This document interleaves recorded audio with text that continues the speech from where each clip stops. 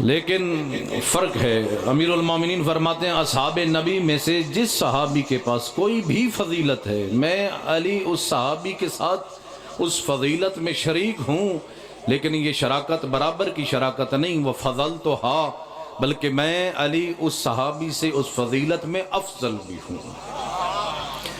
لیکن فرمایا میری 70 فضیلتیں ایسی ہیں کہ اصحاب نبی میں سے کوئی صحابی بھی میرے ساتھ ان فضیلتوں میں شریک ہے نہیں۔ اور پھر وہ اصحاب وہ فضائل گنوائے ہیں، خصال شیخ صدوق علیہ رحمہ میں روایات موجود ہے، 70 فضیلتیں ایک ایک کر کے گنوائیں۔ پہلی فضیلت فرمایا جو فقط علی ابن ابی طالب میں موجود ہے، فرمایا انی لم اشرک باللہ طرفۃ عین ابدا ولم اعبد اللات والعزی، فرمایا میں علی نے اللہ کے ساتھ ایک لحظے کے لیے بھی کسی کو شریک نہیں بنایا۔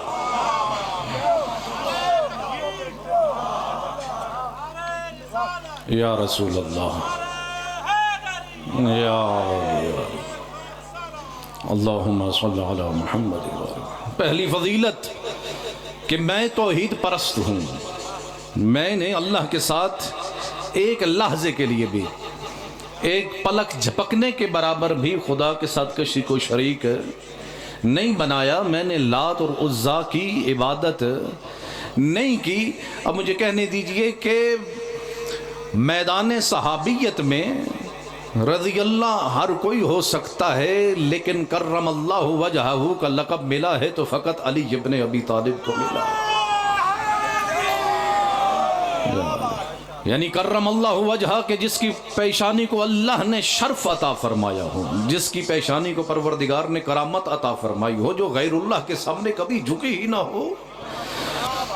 اور یہ اس اور کی بات ہے کہ جس دور میں مکہ والے بھی بت پرست، مدینہ والے بھی بت پرست، پورا عرب بت پرست، اور سید الانبیاء بت پرستی کے خلاف ہی علم جہاد لے کر نکلے، توحید کا پیغام لے کر نکلے، اور توحید کا پیغام ہر نبی کا ہی بنیادی وہ نعرہ رہا کہ لوگو فقط اللہ کی عبادت کرو، غیر خدا کے سامنے نہ جھکو۔ جناب لقمان نے خود قرآن مجید میں آیت مجید ہے وَإِذْ قَالَ لُقْمَانُ لِابْنِهِ وَهُوَ يَعِظُهُ، جب جناب لقمان نے اپنے بیٹے کو وصیت کی اور کیا کہا، فرمایا یا بنی لا تشرک باللہ ان الشرک لظلم عظیم، بیٹا کبھی بھی اللہ کے ساتھ کسی کو شریک نہ ٹھہرانا۔ کیوں؟ اس لیے کیونکہ شرک ظلم عظیم ہے۔ اور خود امیر المومنین نے نہج البلاغہ میں فرمایا کہ لوگوں یاد رکھنا الظلم ثلاثہ، ظلم 3 قسم کے ہوئے۔ پہلا ظلم جو سب سے بڑا ظلم ہے کہ جس کی معافی نہیں ہے، جس کی کبھی کوئی مغفرت پروردگار نہیں عطا فرمائے گا۔ دوسرا ظلم کہ کسی کے معاف کرنے سے پروردگار معاف کر دے گا۔ تیسرا ظلم کہ جب انسان سچے دل سے توبہ کرے گا تو پروردگار اس ظلم کو بھی معاف کرے گا۔ امیر المومنین نہج البلاغہ میں فرماتے ہیں پہلا ظلم کہ جس کو پروردگار کبھی معاف نہیں کرے گا وہ شرک ہے۔ فرمایا ان اللہ لا یغفر ان یشرک بہ ویغفر ما دون ذلک لمن یشاء، پروردگار کبھی بھی شرک کو معاف نہیں کرے گا، شرک کے علاوہ ہر گناہ کو معاف کر دے گا جس کے لیے چاہے گا، لیکن شرک ایسا گناہ ہے کہ پروردگار کبھی بھی مشرک کو معاف نہیں کرے گا۔ اور دوسرا ظلم کہ جس کو کوئی اگر معاف کر دے تو پروردگار بھی معاف کر دیتا ہے۔ وہ کون سا ظلم ہے؟ جب انسان کسی کا حق غصب کرتا ہے، دوسرے بھائی کا حق غصب کرتا ہے، کسی مومن کے حق کو غصب کرتا ہے، کسی مومن کی حق کے اندر کوتاہی کرتا ہے، گستاخی کرتا ہے، کسی مومن کی توہین کرتا ہے، کسی بھائی کا حق کھا لیتا ہے، کسی یتیم کا حق کھا لیتا ہے، کسی بیوہ کا حق مار لیتا ہے۔ فرمایا پروردگار یہ ظلم ایسا ظلم ہے کہ پروردگار اس وقت تک معاف نہیں کرے گا جب تک کہ صاحب حق خود معاف نہ کر دے۔ اور تیسرا ظلم کہ جب انسان سچے دل سے پروردگار کی بارگاہ میں آ کر توبہ کرے گا پروردگار معاف کرے گا۔ یہ ظلم وہ ہے کہ جب انسان اپنے نفس پر ظلم کرتا ہے، دین کی مخالفت کرتا ہے، واجبات کو چھوڑتا ہے، حرام کو انجام دیتا ہے۔ فرمایا یہ بہت بڑا ظلم ہے جب انسان جھوٹ بولتا ہے، غیبت کرتا ہے، شراب پیتا ہے۔ یہ ایک ایسا ظلم ہے کہ جو انسان اور کسی پر ظلم نہیں کر رہا، نہ خدا کی ذات پر نہ کسی اور ہستی پر، بلکہ یہ انسان اپنے نفس پر ظلم کرتا ہے۔ اس لیے دعائے کومیل کی جملہ انی ظلمت نفسی فاغفر لی یا رب، پروردگارہ تیرے دین کی مخالفت کر کے تیری معصیت کر کے میں نے کسی اور پر ظلم نہیں کیا، میرے اللہ میں نے اپنے نفس پر ظلم کیا، فاغفر لی یا رب، پروردگارہ میرے گناہوں کو معاف کر دے۔ معصوم فرماتے ہیں جب سچے دل سے اس خدا کی بارگاہ میں پہنچ کر یہ انسان توبہ کرتا ہے، اس انسان کے آنے میں دیر ہے، اس کریم کے قبول کرنے میں دیر نہیں۔ اللہ اکبر، اللہ اکبر، یا رسول اللہ، یا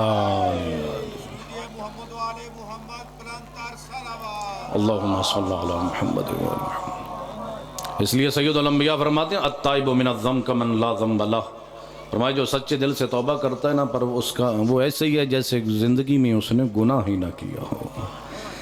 اللہ اکبر، سچے دل سے آئے تو صحیح۔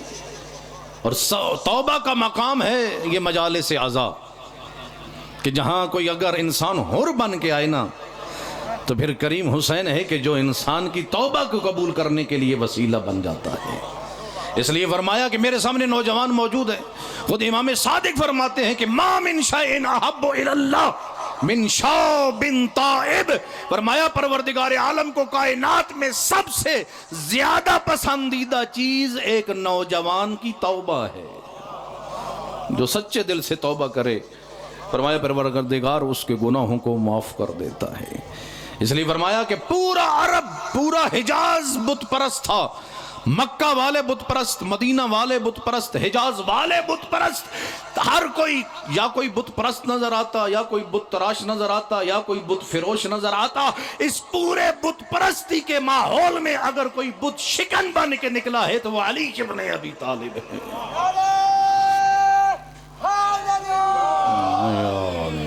اور یہ بت شکنی بہت بڑی فضیلت ہے میرے مولا کے لیے، اور اسی فضیلت کو یاد کیا امام حسین علیہ السلام نے۔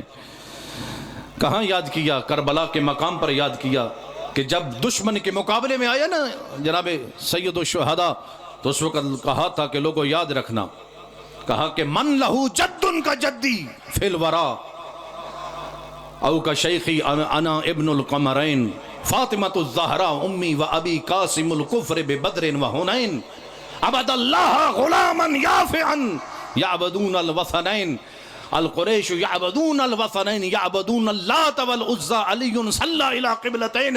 میرے مولا امام حسین فرماتے ہیں لوگوں یاد رکھنا، کس کا دادا میرے دادے جیسا ہے، جس کا نانا میرے نانے جیسا ہے۔ پھر فرمایا یاد رکھنا میں حسین ہوں، میں فاطمۃ الزہرا کا بیٹا ہوں، میں اس علی کا بیٹا ہوں جس نے بدر و حنین میں کفر کی کمر کو توڑ کے رکھ دیا ہے۔ پھر فرمایا یا علی، فرمایا کہ میں اس علی کا بیٹا ہوں کہ جب پورا قریش بتوں کی عبادت کر رہا تھا، اکیلا علی اللہ کی عبادت کرتا ہوا نظر۔ اللہ اکبر۔ امیر کائنات علی ابن ابی طالب بت شکن پوری طور تاریخ انسانیت میں دیکھ لے کہ بت شکن یا حضرت ابراہیم خلیل اللہ نبی کہ جن کو یہ مقام اور منصب پروردگار نے عطا کیا کہ بت شکنی کی ہے، بتوں کو توڑا ہے، یا جناب ابراہیم کے بیٹے امیر المؤمنین علی ابن ابی طالب، یہ بتوں کو توڑنا اتنا آسان نہیں۔ چند افراد آئے جب فتح مکہ کو فتح کیا ہے نا، تو قرآن مجید فرماتا ہے کہ اس وقت لوگ یدخلون فی دین اللہ افواجا، کہ لوگ دین خدا میں گروہ در گروہ داخل ہونا شروع ہوئے۔ جب دشمن کو پتہ چلا نا کہ اب مسلمانوں کے خلاف، اسلام کے خلاف مبارزہ آرائی ممکن نہیں، پھر منافقت کا لبادہ اڑتے ہوئے لوگ اسلام میں داخل ہونا شروع ہوئے۔ ایک قبیلہ جناب سید الانبیاء کی خدمت میں آیا اور اس وقت آ کر کہا کہ یا رسول اللہ ہم بھی کلمہ اسلام پڑھنا چاہتے ہیں، لیکن اسلام کا کلمہ پڑھنا تو چاہتے ہیں لیکن یہ بغیر شرط کے نہیں، کچھ شرطیں ہیں ہماری، 3 شرطوں کی بنیاد پر ہم کلمہ اسلام پڑھیں گے، آپ کا کلمہ توحید پڑھیں گے، کلمہ نبوت پڑھیں گے۔ اس وقت سید الانبیاء نے فرمایا پھر بتاؤ کون سی شرطیں ہیں؟ کہا پہلی شرط یہ ہے کہ جب ہم کلمہ توحید پڑھ لیں گے تو آپ ہمیں 1 سال تک بتوں کی عبادت کرنے کی اجازت دیں گے، کیونکہ ہم پوری زندگی بتوں کی عبادت کرتے رہے، تو اتنی آسان بات نہیں ہے کہ ہم بتوں کی عبادت چھوڑ دیں۔ تو ہم کلمہ توحید پڑھنے کے بعد، کلمہ رسالت پڑھنے کے بعد بھی 1 سال تک آپ ہمیں گنجائش دیں گے کہ ہم بتوں کی عبادت کر لیں۔ دوسری شرط یہ ہے کہ جو آپ یہ نماز اور روزے والا کام کہتے ہیں نا، نماز، یہ قیام و سجود والا کام ہم سے نہیں ہوتا، آپ ہمیں نماز کا نہیں کہیں گے۔ اور تیسری شرط یہ ہے کہ جن بتوں کو ہم نے بنایا ہے آپ ہمیں نہیں حکم دیں گے کہ ہم ان بتوں کو توڑیں۔ 3 شرطیں ہیں۔ لیکن اگر کوئی دنیا دار ہوتا، کوئی دنیا کا سیاست دان ہوتا تو وہ ان شرطوں کو مان جاتا۔ کیوں آج کی سیاست چلتی ہی اس بنیاد پر ہے کہ آ جاؤ ہماری پارٹی میں، تمہاری ساری شرطیں منظور ہیں، تجھے دیں گے، ساری وزارتیں بھی دیں گے، تجھے صدارتیں بھی دیں گے، تیری ساری شرطیں منظور ہیں۔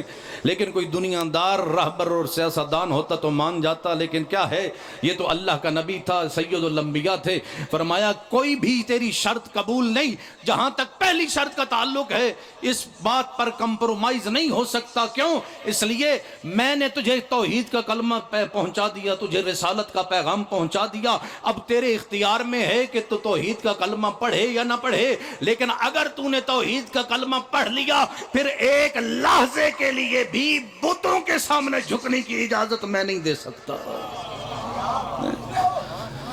کیونکہ یہ برعکس ہے نا۔ ایک طرف سے تم توحید کا کلمہ پڑھو کہ لا الہ الا اللہ، اللہ کے علاوہ عبادت کے لائق نہیں، اور ادھر سے بتوں کے سامنے جھکو۔ یہ منافقت ہے یا نہیں ہے؟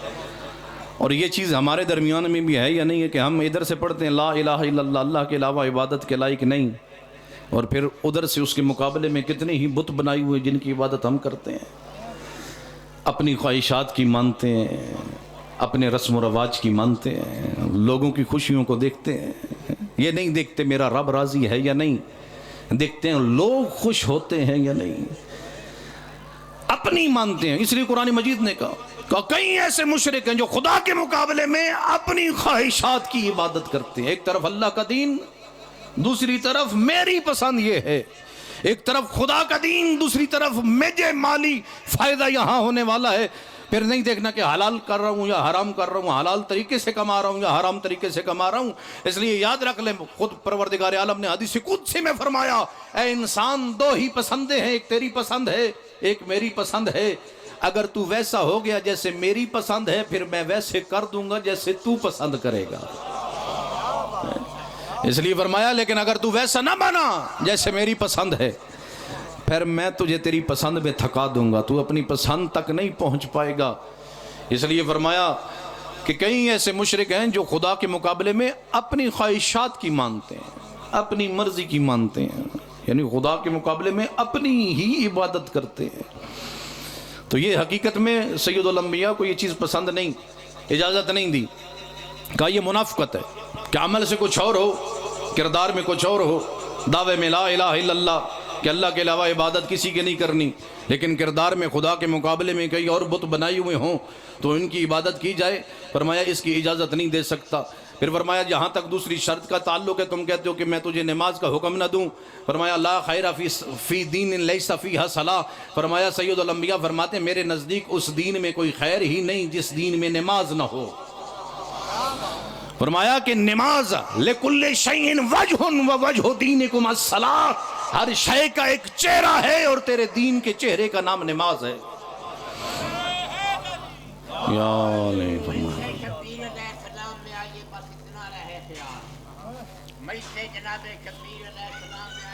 اتنا رہے خیال مسجد کرے نہ شکوا تیرا حسین علیہ السلام حسین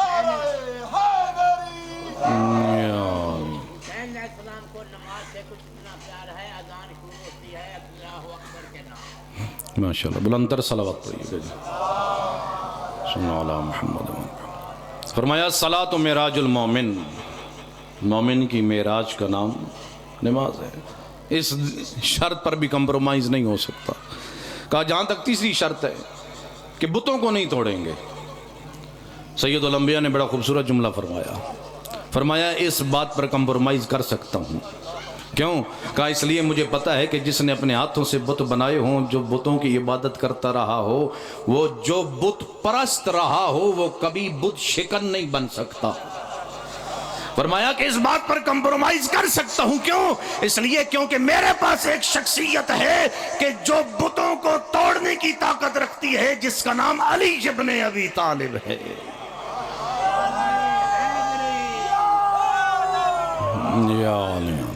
بیت اللہ میں 365 بت تھے، بعض روایات میں 360 یا 365 دن، کیونکہ سال کے 365 دن ہیں تو اتنے ہی بت۔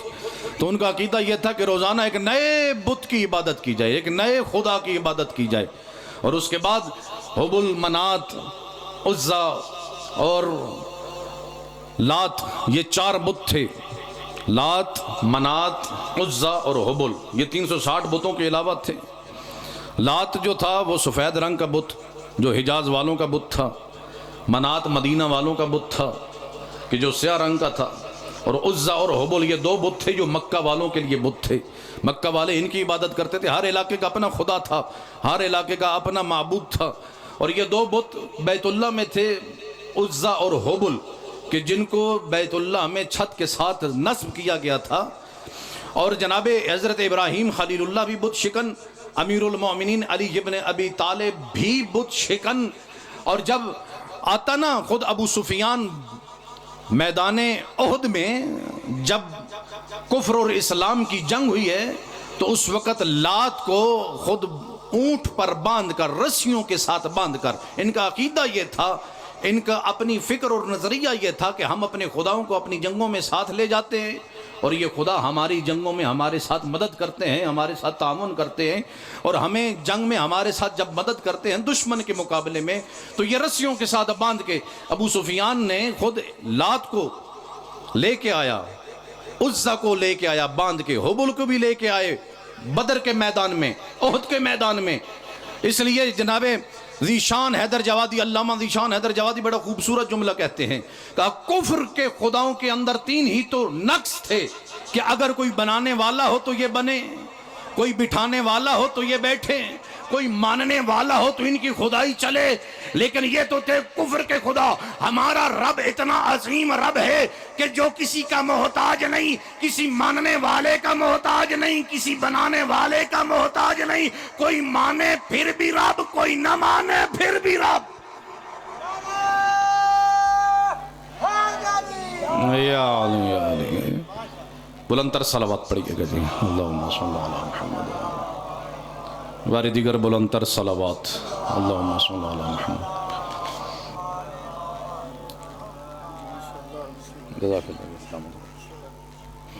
فرمایا کہ پروردگار عالم وہ عظیم ذات ہے کہ جو خود بھی بے نیاز ہے، اور اس ذات نے ایسے رہبر بنا کے بھیجے جو بے نیاز ہیں، جو صمد ہیں، صفت صمدیت کا مظہر بنا کے بھیجے، جیسے خود رب بے نیاز ہے اور صمد ہے، اپنی صفت صمدیت کا مظہر بھی بنا کے بھیجے ان ہستیوں کو کہ کسی کے بنانے کے محتاج نہیں، کسی کے ماننے کے محتاج نہیں، کوئی مانے پھر بھی امام ہیں، کوئی نہ مانے پھر بھی امام ہیں۔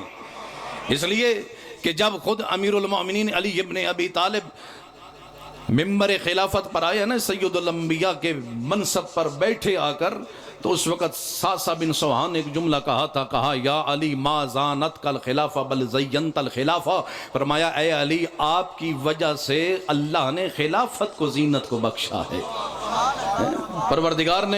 پروردگار عالم نے جب یہ منصب عطا فرمایا ہے، فرمایا کہ یہ مقام ہے، یہ فضیلت ہے علی ابن ابی طالب کی کہ لم اشرک باللہ طرفت عین ابدا، کہ زندگی میں علی نے کبھی بھی اللہ کے علاوہ کسی کی عبادت نہیں کی۔ 360 بت جب بیت اللہ میں پہنچے تو پاک پیغمبر نے فرمایا کہ اے علی ان بتوں کو توڑو۔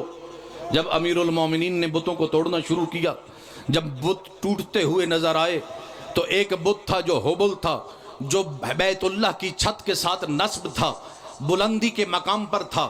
اب علی ابن ابی طالب کبھی حبل کو دیکھتے، کبھی سید الانبیاء کو دیکھتے۔ اس وقت سید الانبیاء نے فرمایا اے علی دیکھتے کیا ہو؟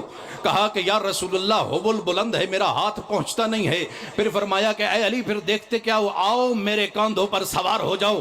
اس وقت علی ابن ابی طالب دوشے پیغمبر پر سوار ہوئے اور حبل کو ایسے توڑا کہ جب اس کے ٹوٹتے ہوئے ٹکڑے گرتے ہوئے نظر آئے، اس وقت سید الانبیاء نے فرمایا اے علی تجھے بھی مبارک ہو، مجھے بھی مبارک ہو۔ یا رسول اللہ یہ مبارکیں کیوں دے رہے ہیں؟ سید الانبیاء نے فرمایا اے علی تجھے اس لیے مبارک کیونکہ تو حق کے کام میں مصروف ہے، اور مجھے اس لیے مبارک کیونکہ میں نے اپنے کاندھوں پر حق کو اٹھا کے رکھا ہے۔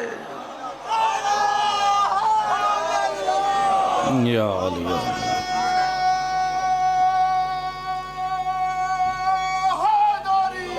یا علی علی۔ اور اگلی صفت دامن نے وقت میں گنجائش نہیں، فرمایا انی لم اشرب الخمر قط۔ دوسری صفت 70 صفات ہیں امیر المومنین نے فرمائی کہ جو اصحاب نبی میں سے فقط علی ابن ابی طالب میں پائی جاتی ہیں۔ دوسری صفت فرمایا انی لم اشرب الخمر قط، زندگی میں علی نے شراب نہیں پی، زندگی میں علی نے شراب نہیں پی۔ یہ اس دور کی بات ہے جس دور میں شراب عام تھی۔ بس ختم کر رہا ہوں آپ تاکہ زیادہ زحمت نہ دوں، وقت کے اندر گنجائش نہیں ہے۔ فرمایا کہ زندگی میں شراب نہیں پی۔ اس دور کی بات ہے جس دور میں شراب عام تھی، لوگ شراب پیتے تھے، جس طرح آپ پانی پیتے ہیں اس دور میں لوگ شراب پیتے تھے۔ آپ سفر کے لیے نکلتے ہیں، پانی کے بوتلیں ساتھ بھر لیتے ہیں، لوگ اس دور میں سفر پر نہیں نکلتے تھے جب تک کہ شراب کی مشکیزیں ساتھ نہیں ہوتے تھے۔ اس دور میں مائیں اپنے بچوں کو شراب کی گھٹی لگاتی تھیں۔ گھٹی آج بھی سنت ہے، گھٹی لگاؤ، نومولود بچے کو گھٹی لگاؤ، لیکن اس دور میں مائیں اپنے بچوں کو شراب کی گھٹی لگاتی۔ آج کے دور میں بھی سنت ہے کہ گھٹی لگاؤ، لیکن گھٹی کس چیز کی لگاؤ؟ خاک شفا کی گھٹی لگاؤ، شہد کے ساتھ ملا کر، پاکیزہ پانی کے ساتھ ملا کر نا، اگر شہد خالص نہ ملے تو پاکیزہ پانی کے ساتھ ملا کر اپنے نومولود بچے کو گھٹی لگاؤ۔ کیوں؟ تاکہ ولادت کے وقت سے ہی تیرے بچے کا رشتہ کربلا والوں سے جڑ جائے، تیرے بچے کی رگوں میں خون بن کر یہ خاک شفا دوڑتی ہوئی نظر آئے، تاکہ ولادت کے وقت سے ہی، بچپن سے ہی اس کا کردار حسینی کردار بن جائے۔ اس لیے فرمایا کہ اس دور میں مائیں اپنے بچوں کو شراب کی گھٹی لگاتی۔ خود بزرگان اسلام کی اگر کتابوں کو پڑھیں نا، تاریخ اسلام کی بنیادی کتابیں پڑھیں تو اس میں ملتا ہے کہ بزرگان اسلام کہتے ہیں کہ لم شیء اشد من الخمر لم یحرم شیء اشد من الخمر۔ کہا کہ دین آہستہ آہستہ آیا نا تو چیزیں حرام ہوتی گئی۔ ہر حرمت کو قبول کرنا ہمارے لیے آسان تھا، شراب کی حرمت کو قبول کرنا آسان نہیں تھا۔ لوگ عادی تھے، مثلا آج اگر چائے حرام ہو جائے تو کتنے لوگوں کے لیے چائے کو چھوڑنا مشکل ہو جائے۔ آج لوگ سگریٹ کے عادی ہیں، جو سگریٹ کے عادی ہیں، اگر سگریٹ حرام ہو جائے تو چھوڑنا مشکل ہے۔ اس دور میں شراب عام تھی، لوگ پیتے تھے۔ جیسے جیسے اسلام آیا، آہستہ آہستہ تدریجاً اسلام آتا گیا، حرمتیں آتی گئیں۔ کہا جیسے شراب کی حرمت آئی نا تو شراب کو چھوڑنا ہمارے لیے آسان نہیں تھا۔ اس دور میں شراب عام تھی، اس لیے فرمایا کہ اپنے آپ کو شراب سے بچا کے رکھ، شراب حرام ہے۔ خود قرآن مجید کی دو آیات آپ کے سامنے تلاوت کروں۔ فرمایا یسألونک عن الخمر والمیسر قل فیہما اثم کبیر۔ اے میرے حبیب، یہ آپ سے شراب اور جوئے کے بارے میں سوال کرتے ہیں، کہہ دیجئے شراب اور جوئے کے اندر گناہ کبیرہ ہے۔ انما الخمر والمیسر والانصاب والازلام رجس فاجتنبوہ۔ یہ شراب کے آلات، یہ جوئے کے آلات، یہ شراب، یہ پانسے، یہ سب کچھ نجاستیں ہیں، اپنے آپ کو ان نجاستوں سے بچا کے رکھ۔ اس لیے فرمایا کہ لا تجالسوا علی مائدۃ علیہا یشرب الخمر۔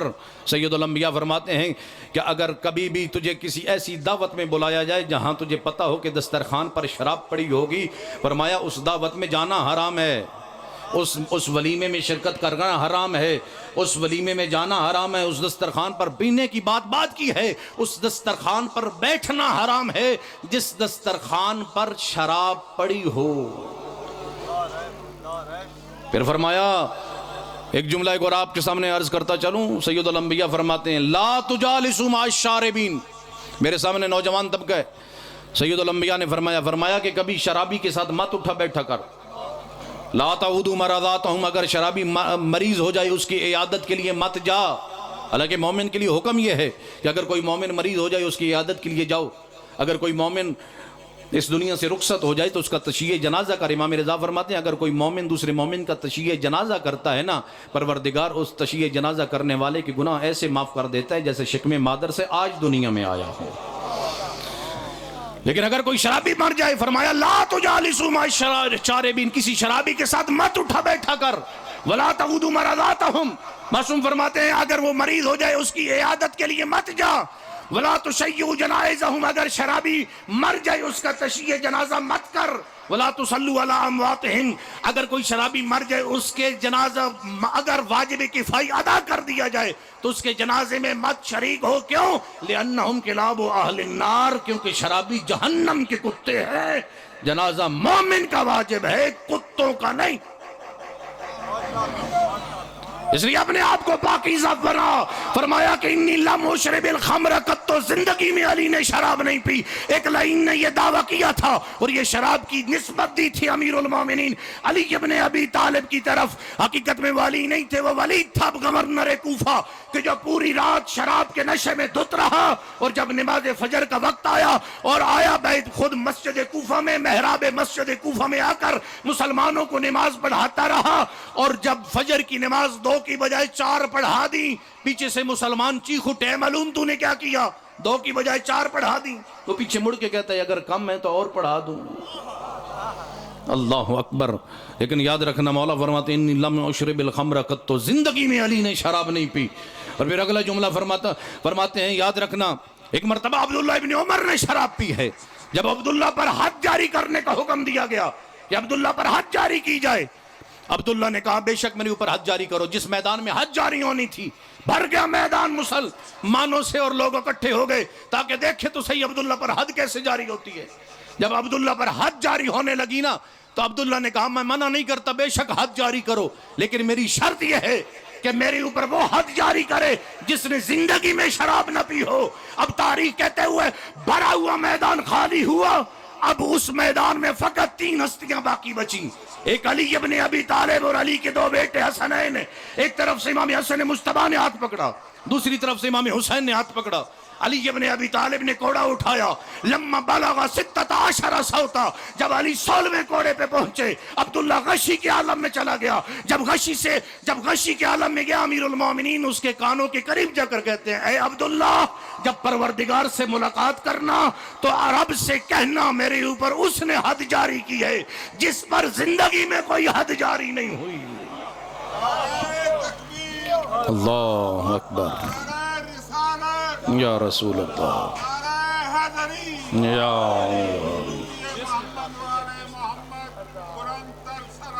अल्लाहुम्मा सल्ली अला मुहम्मद व आले मुहम्मद। अपने आप को पाकीज़ा बना, तेरा इमाम पाकीज़ा है। शिया अली अपने आप को भी पाकीज़ा बना। फरमाया हर किस्म का नशा हराम है, शराब हो, जुआ हो, हर किस्म का, हिरवन हो, चरस हो।